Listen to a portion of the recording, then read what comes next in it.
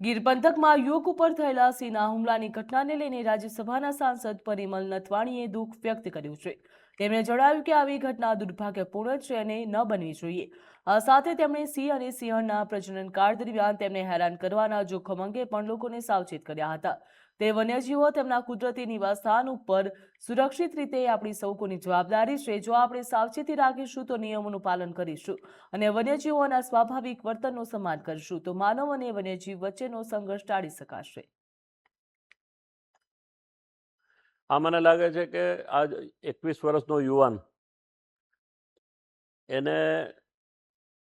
ત્યાં જે ઊભા રહી અને સિંહ અને સિંહણની જે મેટિંગ ટાઈમ હતો એવું હું માનું છું।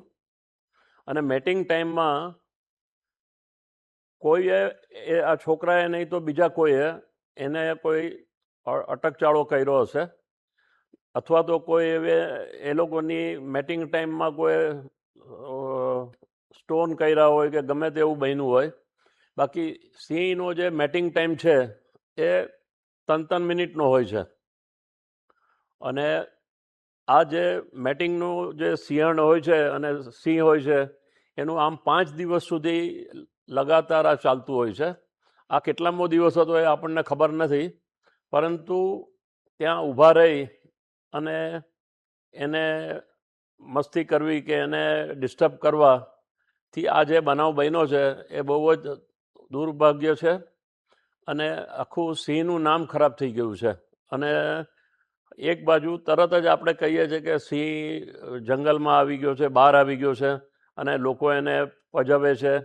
એ બધી પરિસ્થિતિમાંથી આપણે જંગલ ખાતાને દોષ આપીએ છીએ કે એ સિંહ એ લોકો શું કરે છે। તો જંગલ ખાતું કોઈ દરેક જગ્યાએ પહોંચી જ ના શકે। આ કોઈ નેશનલ પાર્ક તો હતું નહીં। આ જે હતું એ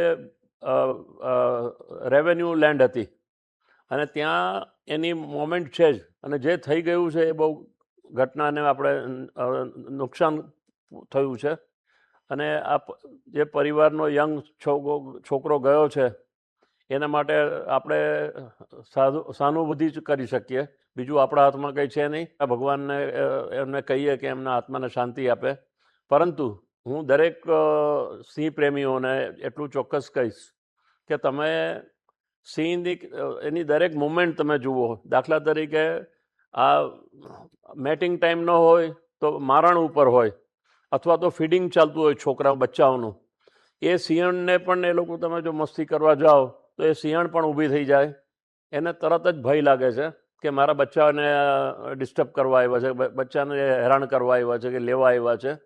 તો આ બંને પ્રસંગ આપણે બહુ સાચવી રાખવા પડે છે। ઇલીગલ જો શો થાય છે એ તો રેવન્યુમાં જ થાય છે, જંગલમાં કે નેશનલ પાર્કમાં તો નથી થતું, કારણ કે ફોરેસ્ટ ડિપાર્ટમેન્ટ બહુ એ રીતે મજબૂતીથી કામ કરે છે। પરંતુ નાના નાના ગામમાં, નાના નાના વિસ્તારોમાં, તાલુકામાં કે ગામડાઓમાં એ જે ખબર પડી જાય કે અહીંયા સિંહણ છે અને એને પાછળ એ લોકો જે ઇલીગલ કામ કરતા હોય છે અને એને રંજાડ કરતા હોય છે, એને દૂર કરવા માટે આપણે દરેકને અપીલ કરવી પડે કે આ વસ્તુનું તમે ધ્યાન રાખો।